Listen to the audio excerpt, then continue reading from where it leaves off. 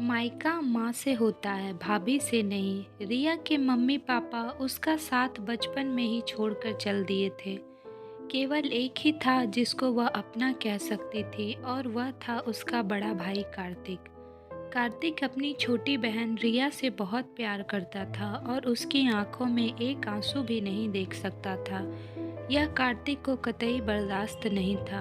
आस पड़ोस की औरत तो आपस में अक्सर बातें किया करती थी कि अब तो भाई और बहन के बीच खूब प्यार है, लेकिन जब कार्तिक की शादी हो जाएगी और घर में बहू आ जाएगी तो कहाँ भाई बहन का प्यार देख पाएगी और बेचारी रिया अकेली पड़ जाएगी। कार्तिक भी अपने घर संसार में व्यस्त हो जाएगा, तब बेचारी रिया का क्या होगा। और आजकल बहू ज़्यादा अच्छी कहाँ आती है, सब अपना ही सोचती है, ननद की परवाह कौन करता है। किसी ने सच ही कहा है, मायका तो माँ से ही होता है, भाभी से नहीं। जब रिया की शादी हो जाएगी तो बेचारी का मायका खत्म ही समझो, क्योंकि माँ तो है नहीं और भाभी का क्या भरोसा, भगवान किसी भी बेटी से उसकी माँ ना छीने। एक दिन रिया के मामा ने कार्तिक के लिए एक लड़की पसंद कर ली। लड़की सीमा अच्छी पढ़ी लिखी और एक अच्छे खाते पीते और संस्कारी परिवार से थी। कार्तिक और सीमा की आपस में बातें करवा दी गई। कार्तिक ने सीमा को सबसे पहले एक ही बात कही थी कि मेरी छोटी बहन मेरी जिम्मेदारी है, क्या तुम मेरी रिया का हमेशा साथ दोगी? सीमा ने कहा, अब से आपकी सभी जिम्मेदारी मेरी भी है जी। मैं कभी भी रिया को उसके मम्मी पापा की कमी नहीं खलने दूंगी। आप निश्चिंत रहें। दोनों तरफ से बात पक्की हो गई और करीब 2 माह के बाद उसकी शादी हो गई। सीमा बहू बनकर कार्तिक के घर आ गई। रिया की तो खुशी का कोई ठिकाना ही नहीं था। उसके तो पैर मानो जमीन पर ही नहीं पड़ रहे थे, क्योंकि आज उसे अपनी भाभी जो मिल गई थी। भाभी के आने मात्र से ही घर में एक चहल पहल सी शुरू हो गई थी, जो ना जाने कब से गायब थी। रिया ने कई तोहफे भी अपनी भाभी को गिफ्ट किए और उस सीमा ने भी अपनी ननद को सर आंखों पर बिठाया और अपनी बेटी की तरह ही रिया से प्यार करने लगी। कभी अपनी ननद रानी के सर में तेल की मालिश करती और कभी उसके गालों को प्यार से थपथपाती। ये सब देखकर पड़ोस की औरतों को ननद भाभी के प्यार के बारे में बोलने का कोई मौका नहीं मिल रहा था, तो कहने लगी, सीमा बस थोड़े दिन के लिए दिखावा करेगी रिया से प्यार करने का, जब तक कि रिया की शादी नहीं हो जाती, क्योंकि उसको भी तो पता है मेरी ननद शादी के लायक हो गई है, फिर तो अपने ससुराल चली जाएगी, क्यों बुरा बनना है। करीब 2 साल बाद कार्तिक के दोस्त ने ही रिया का हाथ अपने लिए मांग लिया। दीपक एक प्रोफेसर है और कार्तिक के बचपन का दोस्त भी। कार्तिक उसको भली भांति जानता था और उसके पास एक अच्छी जॉब थी, जो कार्तिक ने हामी भर दी। हंसी खुशी 1 माह बाद रिया की शादी हो गई। कार्तिक और सीमा दोनों ने ही कलेजे पर पत्थर रखकर अपनी बेटी समान बहन को विदा किया। विदाई के वक्त कार्तिक ने दीपक से कहा, वादा करो मेरे जिगर के टुकड़े को हमेशा प्यार और सम्मान से रखोगे।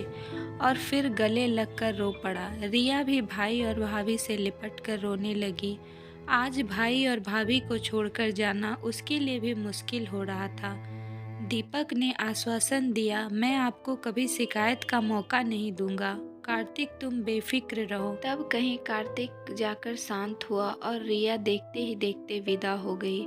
रिया अपने ससुराल पहुंच गई थी। पूरे ससुराल पक्ष ने रिया को प्यार से अपनाया और रिया जल्द ही ससुराल में रच बस गई। रिया के भाई और भाभी हर महीने रिया से मिलने उसके ससुराल जाते रहे और ससुराल वालों को भी यकीन दिलाया, बेशक हम रिया के भाई भाभी हैं, लेकिन माँ बाप से कतई कम नहीं। अपनी बहन के सम्मान में कोई कसर नहीं छोड़ेंगे। रिया की शादी को अब 4 साल पूरे हो चुके हैं। सीमा अपने ननद का मान और सम्मान बनाए रखने में कोई कमी नहीं छोड़ती।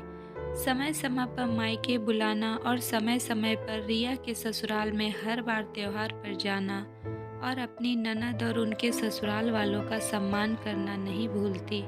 उसी के बदौलत रिया को भी ससुराल में खूब मान सम्मान मिलता है। ससुराल पक्ष के लोग बोलते भी हैं कि भाई और भाभी हो तो ऐसे, जिन्होंने माँ बाप का फ़र्ज़ इतनी समझदारी से निभाया। सीमा आज के ज़माने की बहू है, फिर भी उसने अपने ननद के सम्मान पर कोई आँच नहीं आने दी। आज सीमा रिया के मायके और ससुराल में एक मिसाल बन चुकी है।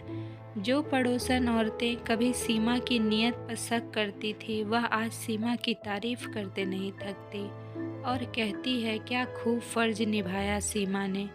भाभी होते हुए भी छोटी सी उम्र में यह माँ का फ़र्ज़ निभाया, वरना आज के ज़माने में इतना निभा पाना बहुत मुश्किल है। आज के ज़माने में भी सीमा जैसी भाभी है जो अपनी ननद का इतना सम्मान करती है। कई बार हम अपने मन में यह मिथ्या पाल लेते हैं कि माँ से ही मायका है, लेकिन एक भाभी भी माँ का फ़र्ज़ बखूबी निभा सकती है, बशर्ते कि उसे भी मान और सम्मान मिले। दोनों तरफ से ही पहल करने से रिश्ता मजबूत होता है। जैसा कि इस कहानी में रिया ने भी अपनी भाभी को दिल से अपनाया और भाभी ने भी अपने ननद पर प्यार लुटाने में कोई कसर नहीं छोड़ी।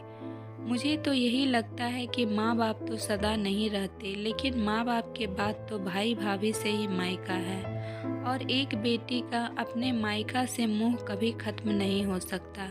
यह अटल सत्य है, तो क्यों ना अपनी भाभी को दिल से अपनाएं और उसे दिल से सम्मान दें।